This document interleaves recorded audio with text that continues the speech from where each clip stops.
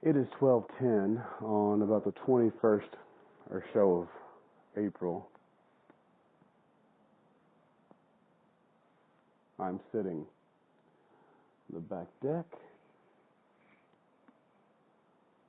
looking out at the moonless, cloudy, dreary night.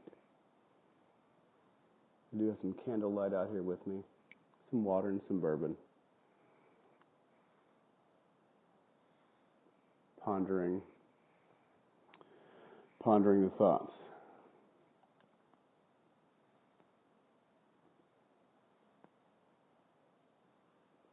You know,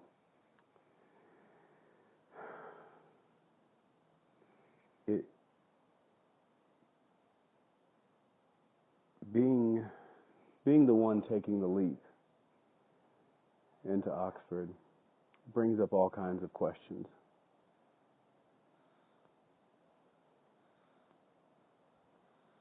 Questions of, will we get any support? Will anyone help us? Will we have enough money? Will we get there? Will this be an epic fail? Will this be something where we look back and think, well, that was a colossal mistake? And I'll admit, sometimes these thoughts do come into my mind. But what doesn't come into my mind, or I should say, they come into my mind, but I give them no quarter. No quarter whatsoever. They'll get no quarter in my mind. Because, so what? So what? So what that I choose to live my life in such a manner whereby risks are being taken?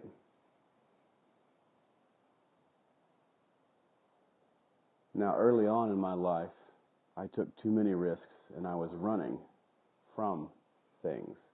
There's a difference between running from something and running to something. There's also a difference between running to something because you're running from something. The Apostle Paul tells us to press forward, to press on to the calling, to the prize, the high mark that's in Jesus, to press on into that glory and run that we may obtain. And Lewis tells us all the time. You know, Nina and I read Weight of Glory. We read Weight of Glory at St. Mary's Cathedral, where he gave that sermon. And as we're reading it, Lewis says something so profound. He says it's not that we ask too much of God. In fact, it's that we ask too little. He offers us a weekend at the Seaside, and we're content to make mud pies in the slums. Now, let me tell you something. In my own personal life, I myself have been willing to fight him for the mud pies, and then I get pissed about it when he allows me to have the mud pies. What kind of father would let a child have mud pies instead of going to the beach? Well, a father who allows you to make up your own mind. A father who says you need to learn the lesson to let go. I have good things for you. I'm not going to punish you with this.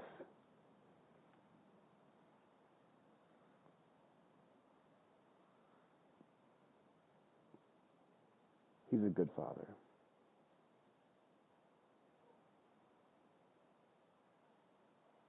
You see, we have this cognitive dissonance, this disconnection in the brain when we think about God the Father and we think about our will and our energy. The wills and energy that we have were created by Him. Everything was created by Him and for Him, and by Him all things consist, move, and have their being. And this is the God that we serve. This is the Father who loves us so much that He was willing to allow Himself to become separated, to allow Himself for the first time to ever feel loneliness.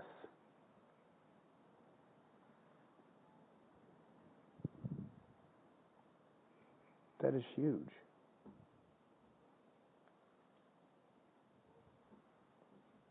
And so, these passions, these dreams, these visions that you have in your heart,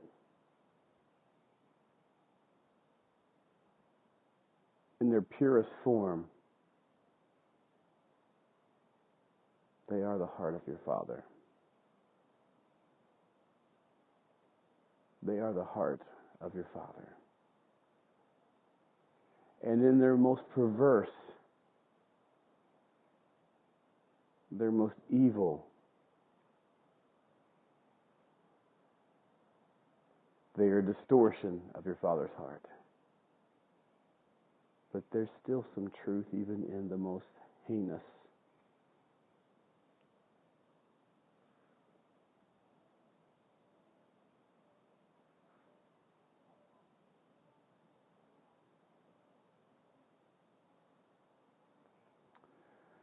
I sit here tonight and I just think about His goodness and His blessings to me. He's not waiting with the pitchfork. He's not waiting with the club to beat me over the head. But He's waiting to offer me something.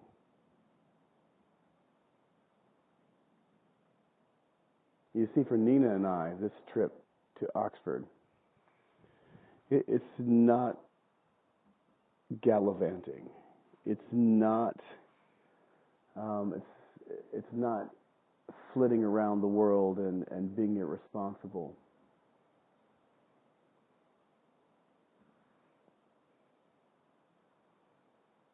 It's about following the Father's heart. It's about God saying to me. See, for those of you that don't know this part of the story, Nina and I met Walter Hooper. Some of you will go, oh, you met Walter Hooper. Walter Hooper is a big deal for C.S. Lewis fans. He's the reason why C.S. Lewis is still on the shelves for a number of reasons. But we had an amazing divine encounter with Walter Hooper. And after we spent 2 glorious hours with him, when we were only supposed to spend like an hour and a half, we spent 2 hours with him, and then we went back and spent another day and another day. As I'm leaving the first time, the Holy Spirit just impressed upon me, Wes, I can do this all day. I can have you meet anyone I want you to.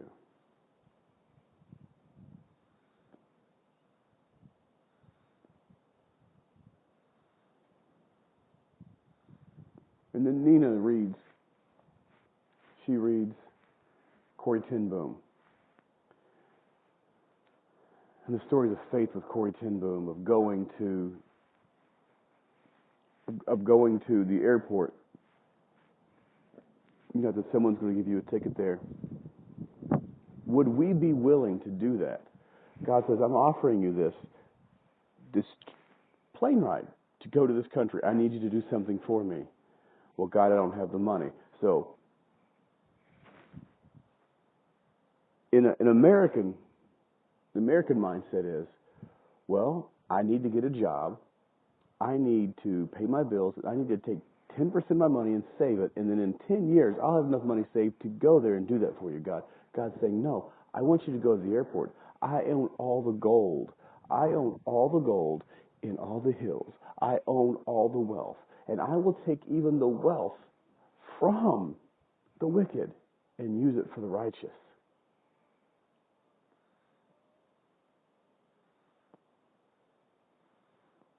And yet our Western mentality tells us no. If you've not been a good steward, if you spend your money, obscenely on comforts instead of saving your money, God won't use you. You have been a poor steward. Do you know what God's looking for? God's looking for willing vessels. It is much easier to change the course of an object in motion than it is to get an object at rest, to get into motion. You can simply just redirect something that's already moving. But getting something moving, that energy and will, that's tough to get going. So Nina and I do not see this Oxford trip as just us going and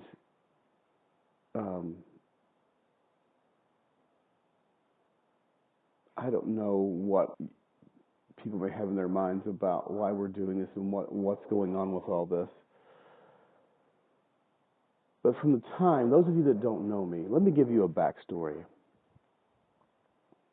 I was baptized at the age of 11. Actually, I was baptized at the age of 6 by my Uncle Bobby. I was baptized at the age of 11. Wrote some of my first sermons when I was 12 and 13. Preached my first sermon when I was 14.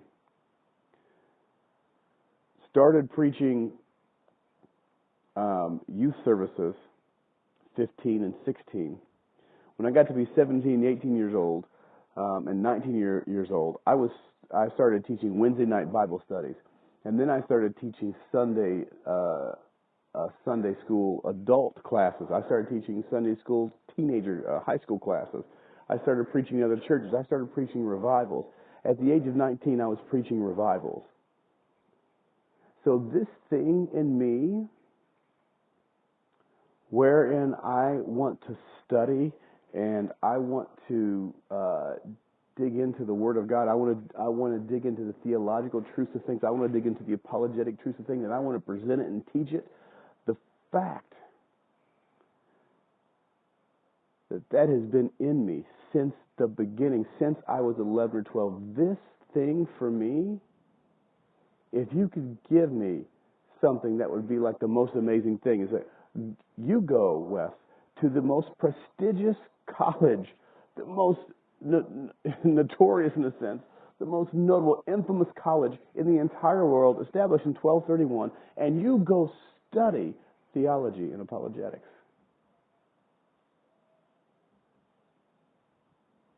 A White Tower apologist, right? The high-level thinking. Why do we have high-level thinkers? Why do we have thinkers who sit around and think all the time? That's all they do. People think that's a waste of time to sit around and think.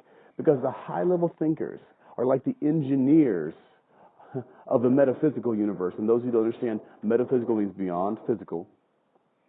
So there are people that think about philosophy and think about psychology and think about theology. For those of you that think that, pshaw, that's nothing. For those of you that think like that, I'd like to introduce you to a theorem I have. I call this theorem the Devil Wears Prada theorem. All right?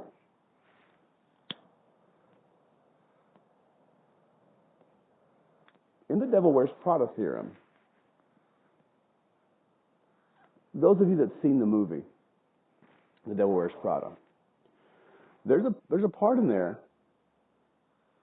where Anne Hathaway is mocking Glenn Close, or she's using haughty derision towards Glenn Close and all of her cohorts and coworkers as they're trying to figure out the perfect way and the perfect color for this dress to be, right?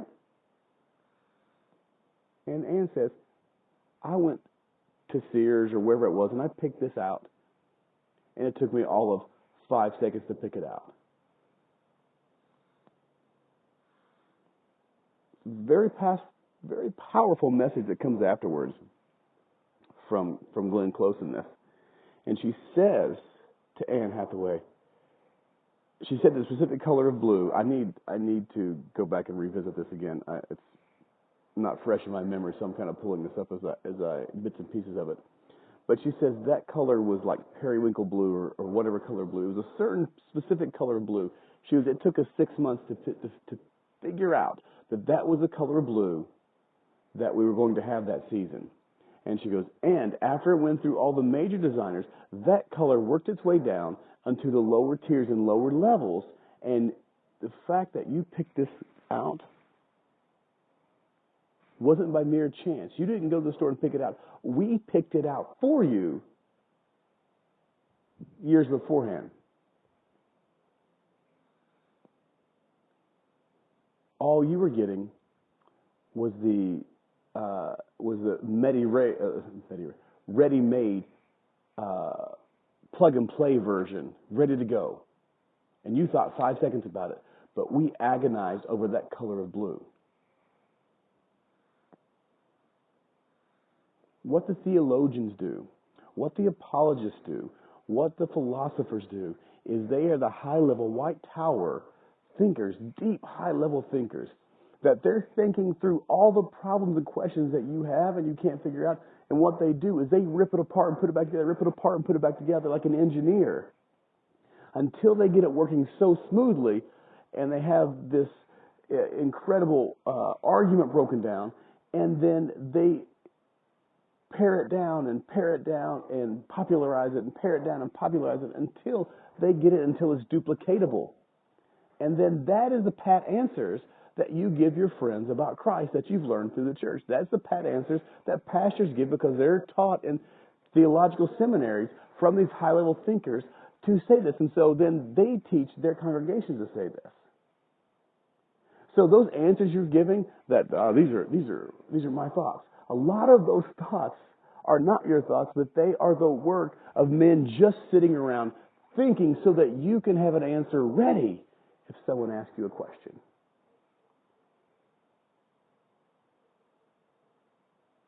And that's what I want to do. That's what I want to be a part of. I am a teacher from the word go.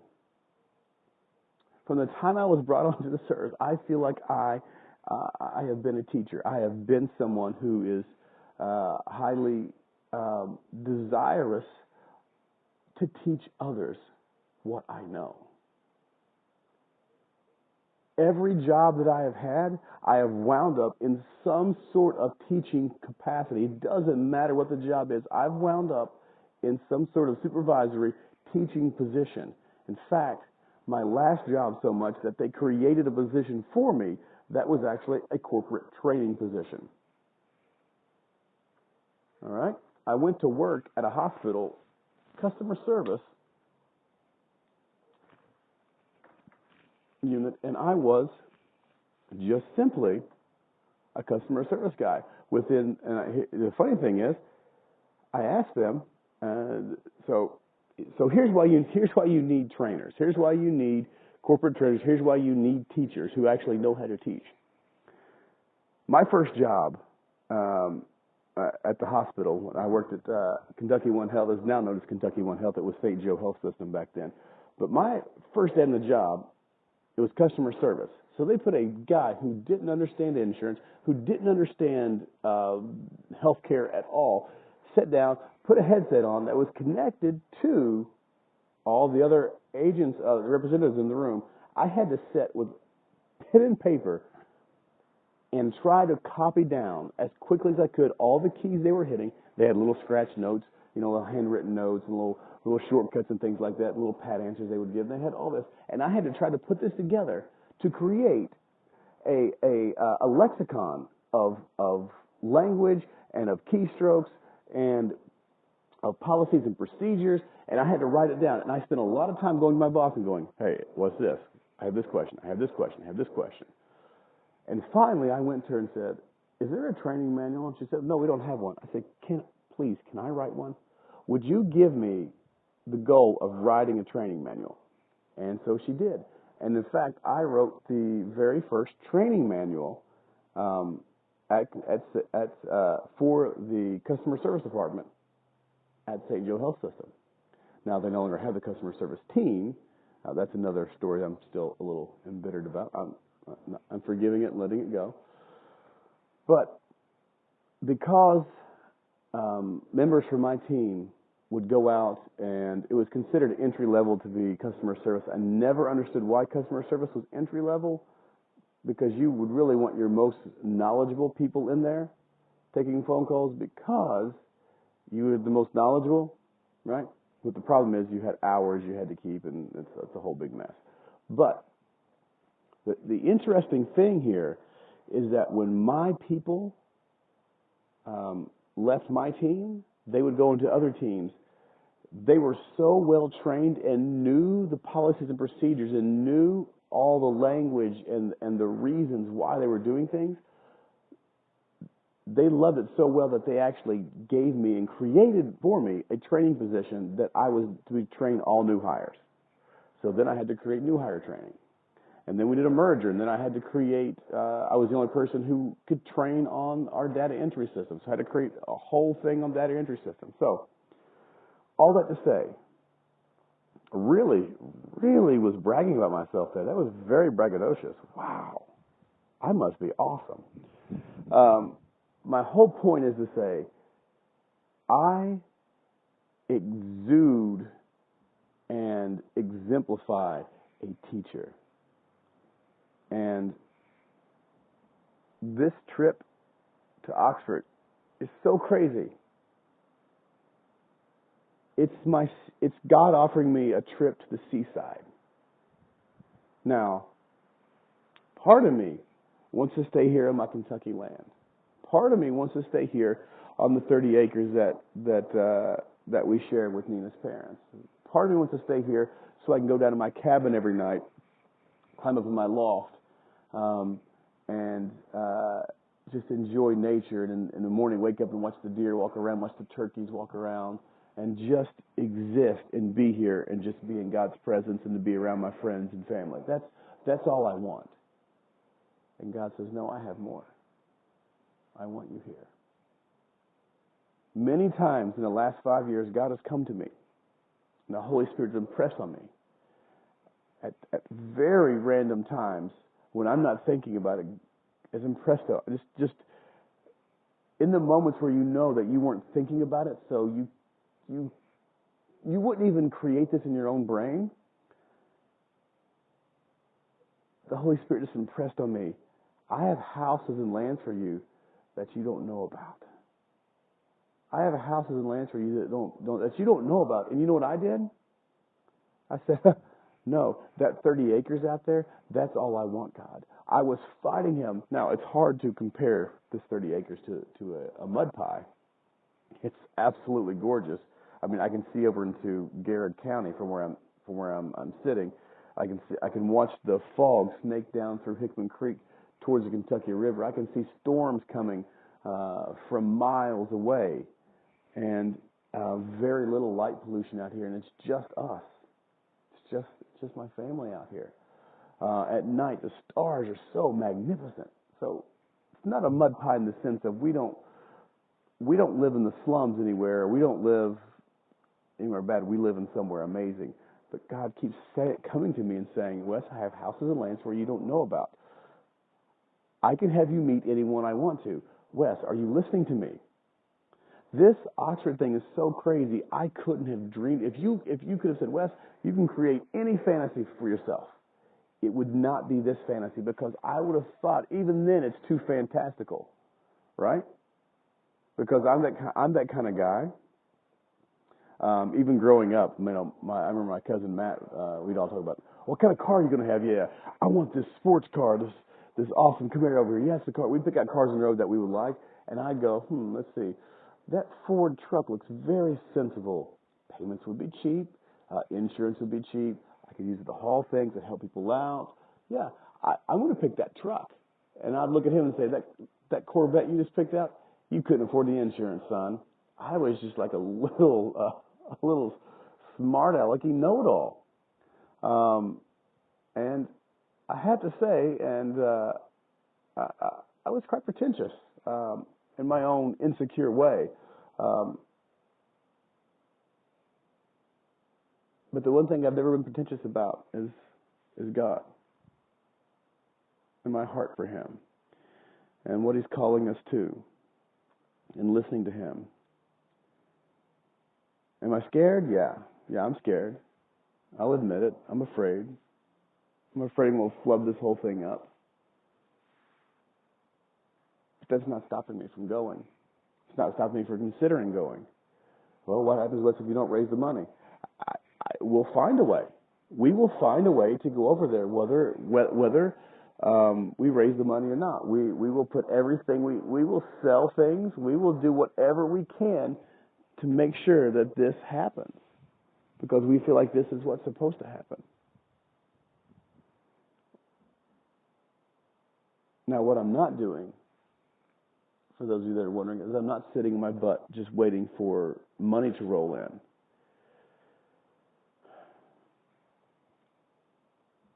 I really feel like if I can get this book out, I feel like the Lord's spoken to me about this book and what impact it might have. And I'm not going to get into that right now because I'm in final editing stages. And when I say that, what I'm saying is we're close, but it may still be a few months until we get it out. But I'm going to start talking on these little podcasts about some of the things that I talk about in the book to try to whet your appetite. So hopefully you want to partake of this and engage in reading. Because the other thing that I've been doing most of my life is writing. I can remember in 5th grade, I actually wrote a song. It was a creative writing assignment. And I wrote a country song about a man being heartbroken. I don't know why.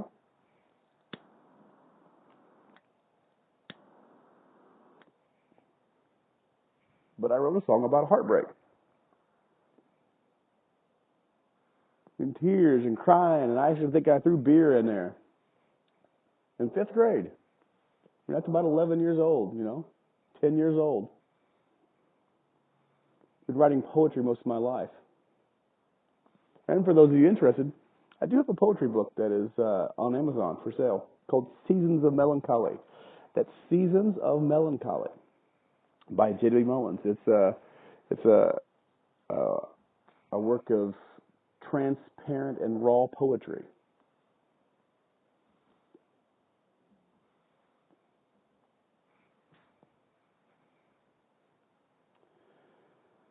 So,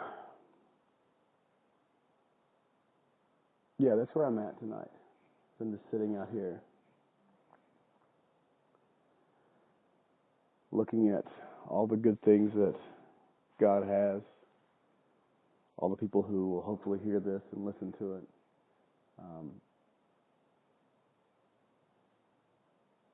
I'm not imploring you, I'm not constraining you, I'm not guilting you, I'm not doing anything. I'm just sharing my heart and saying, this is why we're doing this.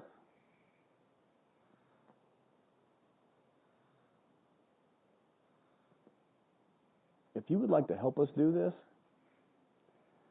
or if you feel like this is something that, I need to help Wes do this. I need to help Wes and Nina and their family do this. I really feel like this is what God is asking them to do. And, man, come on, join in. But if you're like, this is whacked out and I'm not doing it, then don't. Absolutely fine. You can think I'm nuts and I'm crazy. But I bet if you have a conversation with me, I could probably flip you. I could probably flip you. I can be pretty persuasive. That's what apologetics is. William Lane Craig says, we're not out here trying to win arguments. We're trying to win people. I think that's a good distinction. See, some people go into apologetics to try to win arguments. And they want to show how smart they are. and they want to show how they can crush the other person. And I've had mock debates inside of my head with other people that have gone horribly wrong. And the Holy Spirit has corrected me so many times on my approach. And when I look at someone to possibly mirror and some mentor to look up to, the mentor that always comes to my mind is Ravi Zacharias.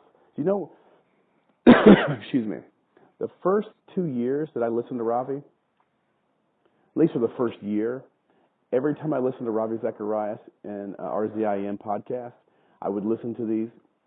Every time I would listen to him, I would cry at the end. Like, it would emotionally touch me because he always brought the gospel in. He always brought the gospel in, man. He always just, bam. It's like the, excuse me, there's the water here. He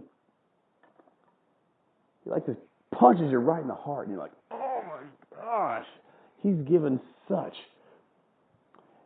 Ravi Zacharias is very much like a C.S. Lewis. And when you read Lewis, Lewis is kind of cheeky. Because when Lewis writes, he asks you questions in which he already knows the answers to, right? But he asks it in a way where you're looking at the thing the way you would normally look at the thing. And then 2 sentences later, he turns it slightly, right? So it's like having a Rubik's Cube almost completed and going, you think this is completed. You did a pretty good job. You got all but a few. Watch this. Click. Completed. He has the ability to turn that slightly and illuminate truth. And just like, wow, why didn't I think of that? And the reason is because he spent so much time thinking and breaking things down and thinking and breaking things down and thinking and breaking things down. Ravi has that. One of my favorite examples of Ravi doing that was when he was during a Q&A. And this British guy, I think the guy was British, he walks up to the microphone. He says, why are you so afraid of relativism? And relativism is this belief that all opinions are equally valid, there's nothing objectively true.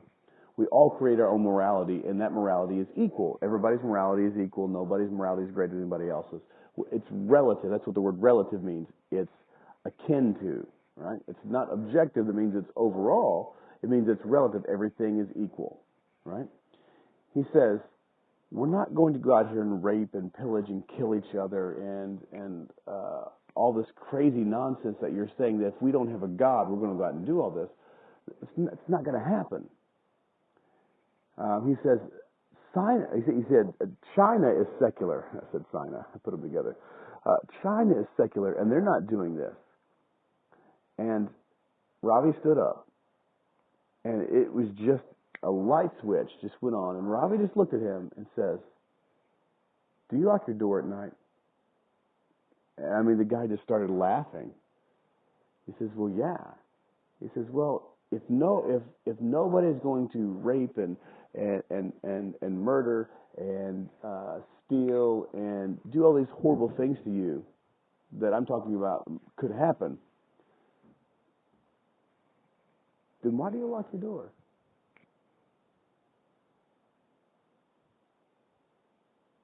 And the guy didn't have a good answer. He went on to say that China is a horrible example because Mao killed 60 million of his own people. So they're atheists and they're secular, but that doesn't always mean good things. So now, one of the questions that I would have brought up to the young man, as soon as he says, it's not going to happen.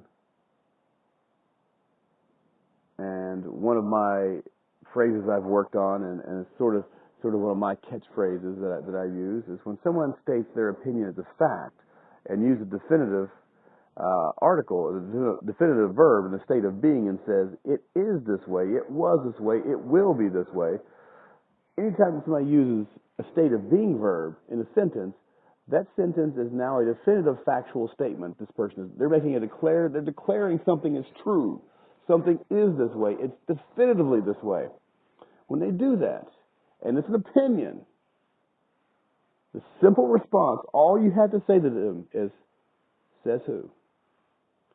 Says who? Where do you get your authority to make such a claim? Now, most people haven't thought past this, and they just take their own opinion. In a relativistic world, everything is equal, so my opinion is in fact. My perception is reality. Well, reality would disagree. My perception might be that I can fly and I'm a superhero. I jump off this house, I'm going to hit the ground really hard and probably break some bones. Reality is going to affect my perspective. So says who is a great statement. Now, they can flip it on you and ask you, says who, to your claims. And then that's when you point to the things that you know. And if you don't know things, then you simply answer, I don't know. Please, when you're talking to people and you do not know an answer, do not make one up. Do not assert your opinion as fact and try to bolster your claim to make it more powerful and make you seem like you know what you're talking about. Humbly admit, I don't know. I need to look that up myself. People will respect your honesty much more than your opinion, wherein they'll say, Christians, with a haughty derision. So anyway, tonight I'm going to end with that. I thank everybody for stopping by and listening to this and listening to my heart as I'm contemplating the future. And again, if any of you at any time feel like, hey, this is something we can get behind. This is something that we can do. Go to our website, that's three, right? www.amongthespires.com. www.amongthespires.com. Amongthespires.com. There's a support page there. Click on it. Leave a one-time donation. Click on subscribe. If you want to say, hey, I can give $5 a month, that'd be fantastic. Nina is trying to get a job over there. I mentioned that in the last one. Nina's trying to get a job. We haven't heard back from that yet. So we are actively pursuing our things as well. We're not just hoping that, hey, hopefully people give us money. We actually want to be able to offer people who give us things actually to give things back as well. It's really hard for us and difficult for us to ask for money. Wasn't brought up that way to ask for charity and never ask for anything. I have worked my butt off my entire life for the things that I have. Would not take handouts. That's for another time. I have some stories about, if you buy my book, Seasons of Melancholy, there's a short memoir in the back of that called The 6 Years Winter. And if you read that, you'll find out a lot about one of the hardest times in my life. When I didn't quit, I didn't give up, but I persevered and pressed on. So there's a couple ways there you can support. You can go to Amazon.com and look up Seasons of Melancholy. J.W. Mullins, the author, purchased the book. We get like half the proceeds of that book. That's fantastic as well. But yeah, lots of ways to give. I also have guitars for sale and amplifiers. Guitars and amplifiers for sale. These things are fantastic, guys. Now I feel like I'm pushing my peddling my wares. So anyway, I should come up with a pipe tobacco brand, Among the Spires brand. Maybe that's what I'll do. Anyway, guys, thanks for stopping by and listening. And I just hope that you guys, every one of you guys and gals, every one of you seek to find the good things that God has for you. You seek to find your seaside vacation that God wants to give you. Now, I'm not saying prosperity gospel. Let me get that straight. I'm not saying prosperity gospel. I'm not saying that going here, everything's going to be smooth and perfect and work out fine. There's not going to be any hardships. Going to the seaside. No, God has great things in store for us. We don't have to settle. We don't have to settle and say, I have to pay my mortgage. I have to have this job. And we're so strapped into getting a bigger house and like, well, we have 5 kids now. We have to have a house with 10 rooms. That's the American dream. You know, you keep pushing for. God has things for us. And it may be going and living in Africa, but the things He has for you are so much better than the things that we can comprehend in our brain for ourselves. And so that's what we're doing. We're reaching out. We're going to say, God, you have houses and lands I don't know about? Bring it on. You want me to go to England and Oxford, the most expensive city there? Bring it on. And by the way, we look to need next year about $50,000 to live there. That's an astronomical amount. We have a little thing on our website that shows how much that we've accumulated. Right now, we're up to like $1,030. So I have a long way to go. We have some things planned this summer, some fundraising things planned this summer that if anybody's in town for, hopefully we'll get those going. So lots of ways to support and help out, even just listing and giving a comment. Hey, I like that podcast, or hey, I like your podcast, or hey, I like your website. You know, we've gotten so much response from people on how this has actually helped inspire them to go after some of their dreams. So if it's just writing an email or just a comment saying, hey, what you guys are doing has helped me go out and I want to try to achieve one of the passions that God's put in my heart. You know what? That would be amazing as well. So that's all I'm going to say for now. Guys, thanks so much. And until next time, this is Wes Mullins from Nicholasville. See ya.